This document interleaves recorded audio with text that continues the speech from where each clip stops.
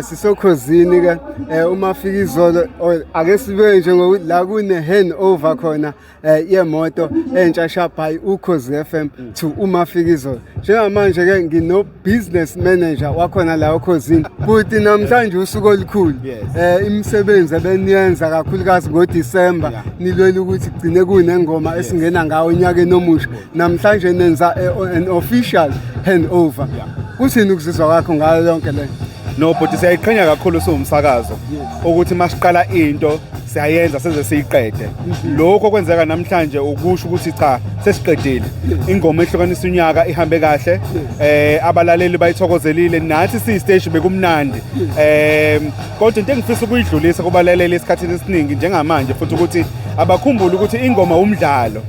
Umdlalo la sifuna ukuthi kube mnandi khona abantu bajabule bakhetha ingoma yabo abafuna ukuhlukanisa ngayo unyaka.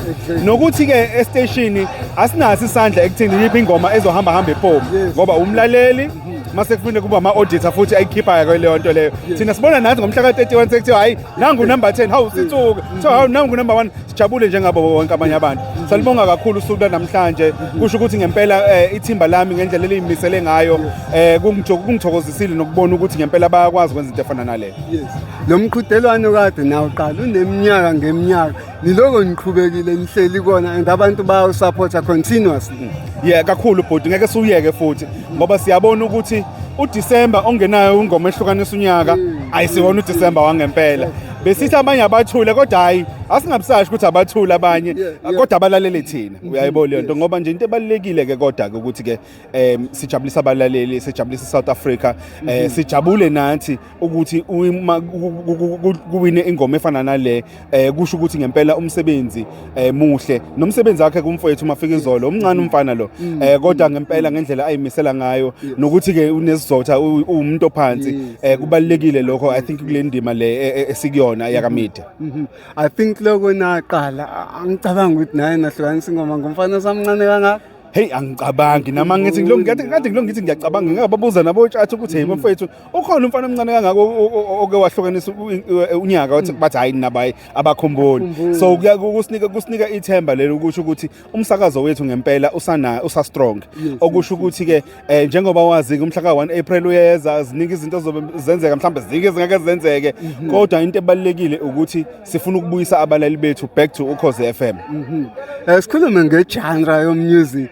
Njengamanje I think West4 uMaskandi uhlukanisa unyaka kusho ukuthini lokhu ngegenre ethile kubiyona lokho inqoba continuous. Yazi mfowethu iqiniso lithi lo mculo le genre iyayimisela kakhulu ekuyimisela ngayo yonke into ngomculo okhiphayo ngama production abawenzayo ngama concert abawenzayo na yonke leyo nto so ngicabanga ukuthi it's natural ukuthi kuzovela bazohamba phambili nabo ngendlela yabo as a genre ezomaskandi so mina ngicabanga ukuthi genre ngoba futhi nakhona igenre South African 100% South African into ekufanele sibe proud ngayo nathi siwukhozi ngithanda ukusibiza ngama custodians esizulu or isinto sakwaZulu. Umculo is a very big part of us.